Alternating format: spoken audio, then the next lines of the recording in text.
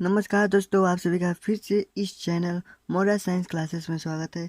और आज की जो वीडियो होने वाली है बहुत शानदार होने वाली है, बहुत मज़ेदार होने वाली है। तो चलिए हम लोग बिना देरी किए वीडियो को करते हैं स्टार्ट। और देखिए आज की जो टॉपिक है परमाणु द्रव्यमान और आणविक द्रव्यमान के बारे में।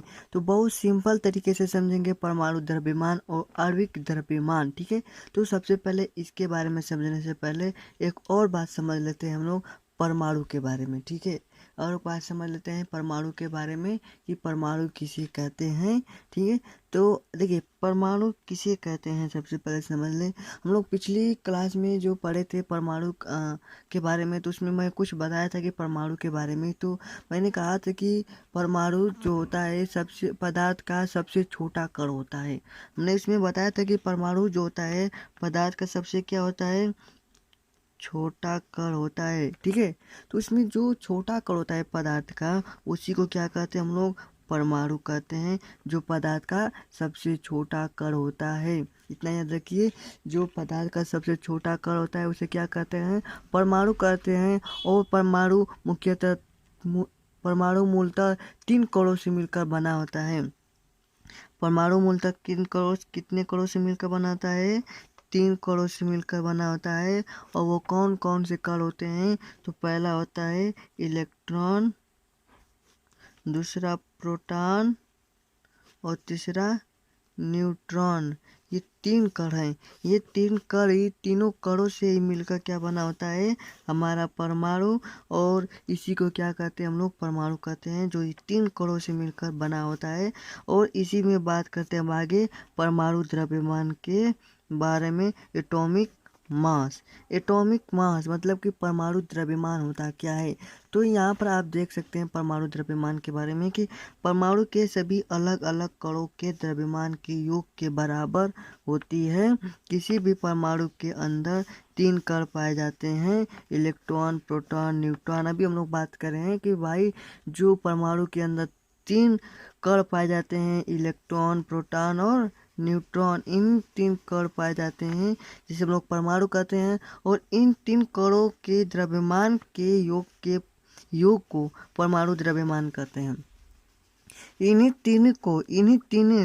3 जो कण है ना, इन तीनों ही कणों के जो द्रव्यमान को हम लोग परमाणु द्रव्यमान कहते हैं। इन तीनों के द्रव्यमान को, इलेक्ट्रॉन का द्रव्यमान, प्रोटॉन का द्रव्यमान और न्यूट्रॉन का द्रव्यमान, इन तीनों कणों के परमाणु द्रव्यमान को ही हम लोग परमाणु द्रव्यमान कहते हैं। इन तीनों कणों के द्रव्यमान को ही, जब ये 3 कण हमारे परमाणु में पाए जाते हैं और इन्हीं द्रव्यमानों को जोड़कर हम लोग क्या कहते हैं, परमाणु द्रव्यमान कहते हैं। जैसे कोई पूछ देगा भाई कार्बन का परमाणु क्रम द्रव्यमान क्या होगा, तो आप बताएंगे 12। और ये जो 12 इसी को क्या कहते हैं, परमाणु द्रव्यमान। कोई भी ऐसा तत्व, कोई भी तत्व के जो परमाणु द्रव्यमान है, जैसे हम पूछ दे कि भाई जैसे यूरेनियम का परमाणु द्रव्यमान क्या है, तो 235 बताएंगे, कुछ 235 और लगभग कुछ होता है। तो इस तरह आप बताएंगे, मतलब कि सबका परमाणु भार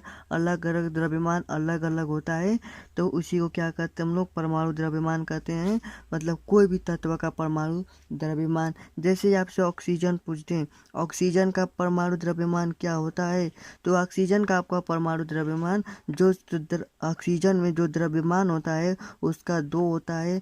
और ये आपका द्रव्यमान कहें तो इसका द्रव्यमान हो जाएगा आपका 32 हो जाएगा ऑक्सीजन का। देखिए कुछ इस दो, इसमें देखिए यहाँ पर क्या हो रहा है, इसमें दो ऑक्सीजन जुड़े हैं, 2 ऑक्सीजन जोड़े हैं O2, जो 2 ऑक्सीजन, ये एक ऑक्सीजन हो गया और एक और ऑक्सीजन हो गया। तो ये जो ऑक्सीजन, ये ऑक्सीजन 2 ऑक्सीजन बनाते हैं O2। और और इन्हीं ऑक्सीजन को, यही जो ऑक्सीजन है इसके जो परमाणु द्रव्यमान हो जाता है, तो उसी को कहते हैं हम लोग। सभी समझ गए आपको परमाणु द्रव्यमान के, आशा करता हूँ आपको परमाणु द्रव्यमान तो समझ में आ ही चुका होगा बहुत अच्छी तरह से। तो फिर आगे बात करते हैं हम लोग आणविक द्रव्यमान के बारे में। देखिए आणविक द्रव्यमान क्या होता है, आणविक द्रव्यमान मॉलिक्यूलर मास। तो आणविक द्रव्यमान क्या होता है कि किसी पदार्थ का आणविक द्रव्यमान उसके सभी संगठन परमाणुओं के द्रव्यमानों का योग होता है। किसी पदार्थ के एक अणु में एक से ज़्यादा एक ही तत्व के परमाणु अथवा विभिन्न तत्व के परमाणु हो सकते हैं। भाई क्या कहने का मतलब हो रहा है इसका, यहाँ पर आप ध्यान से सुनिए क्या करेंगे। किसी पदार्थ का आणविक द्रव्यमान उसके सभी संघटक परमाणुओं के द्रव्यमानों का योग होता है। किसी पदार्थ के एक अणु में एक से ज़्यादा एक ही तत्व के परमाणु अथवा विभिन्न तत्वों के परमाणु हो सकते हैं। इसका कहने का मतलब हुआ है कि एक अणु या एक से ज़्यादा तत्व इसमें परमाणु में पाए जा सकते हैं। जैसे यहाँ पर आपका जैसे H2O जो इसमें क्या है, इसमें कितने तत्व पाए जा सकते हैं, एक, इसको H2 कहूँगा तो एक तत्व पाएंगे। यहाँ पर H2O या इसमें दो तत्व पाएंगे, मतलब कि एक या एक से अधिक तत्वों से ज़्यादा इसमें परमाणु हो सकते हैं। उसी को परमाणु आणविक द्रव्यमान कहते हैं। और इसका आणविक द्रव्यमान निकालना बताऊँ तो आप कैसे कर सकते हैं। हाइड्रोजन का परमाणु द्रव्यमान कितना होता है, एक होता है, और यहाँ पर आपका इंटू 2 कर देंगे, प्लस कर देंगे। और ऑक्सीजन का परमाणु द्रव्यमान कितना होता है, तो 16 होता है, और इसी को कर देते हैं 2 + 16 = 18। मतलब कि आपका जल का H2O जो जल है इसका आणविक द्रव्यमान कितना हो गया, 18 हो गया। इसी को हम आणविक द्रव्यमान कहते हैं। इसको बहुत आसान तरीके से आप हल बना सकते हैं। ऐसा सवाल आएगा आप कैसे कर सकते हैं, बहुत से मैं क्वेश्चन दूंगा, आप उस पर क्वेश्चन को हल करेंगे तो आपको समझ में आ जाएगा और अच्छी तरह से। जैसे एक और हम क्वेश्चन ले लेते हैं, जैसे नमक ले लेते हैं। नमक ले लेते हैं भाई। तो नमक लेंगे तो नमक का सोडियम और सोडियम क्लोराइड है, तो सोडियम का परमाणु भार कितना होता है, जल्द से जल्द कमेंट कर दे भाई। सोडियम का परमाणु भार कितना होता है, तो 22 होता है। ठीक है भाई, 22 होता है, ठीक है।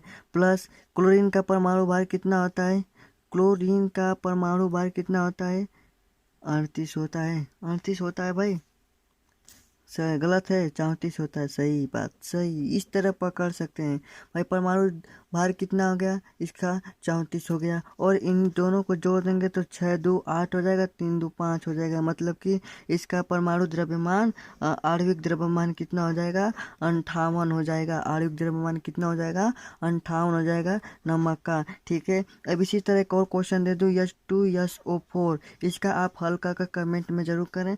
पहला आपका ये क्वेश्चन हो गया। दूसरा आपका हो जाएगा K2SO4 हो जाएगा, ये दूसरा हो गया। और तीसरा यहाँ पर दे देते हैं, तीसरा आ जाएगा CH4 चौथा हो जाएगा। ऐसे H2O निकाल लिए भाई। यहाँ पर आपको चौथा हम दे देते हैं, जैसे कोई भी आप यहाँ पर ले लेते हैं CH3। ये भी इसका भी परमाणु आणविक द्रव्यमान बताइए। इन जितना मैं आपको क्वेश्चन दिया हूँ इन सभी का हल कर आप कमेंट में ज़रूर लिखिएगा, और इन सभी का आंसर आना चाहिए। तो